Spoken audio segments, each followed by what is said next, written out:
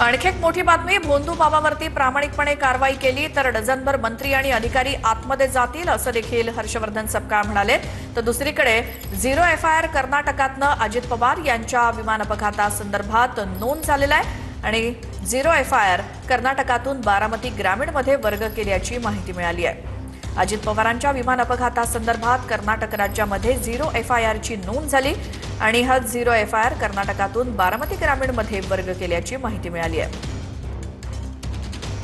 हे खरं म्हणतं तर दुर्दैव आहे। गेल्या अनेक दिवसापासून अनेक महिन्यापासून अजितदादांच्या असलेल्या मृत्यूच्या बाबतीमध्ये आम्ही सातत्याने आवाज उठवतोय।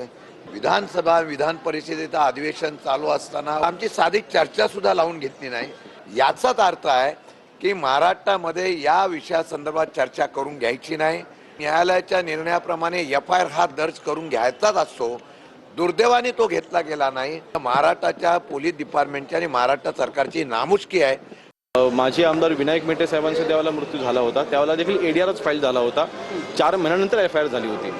त्याच पद्धतीने आज मला समान्य कैलास दादांची आणि कोणाची मला तुलना करायची नाही, परंतु ॲक्सिडेंटल डेथ ज्यावेळेला होती त्यावेळेला पहिल्यांदा हा एडीआर फाईल होतो, जो BNSच्या 194 कलमच्या नुसारच झालेला आहे आणि त्यानंतर चौकशीच्या अंती मग ह्याच्यामध्ये एफआयआर फाईल होता। त्यामुळे एफआयआर आम्हाला लॉन्च करायचा नाही किंवा आम्हाला चौकशी करायची नाही, हा जो मेसेज जातो तो अत्यंत चुकीचा आहे।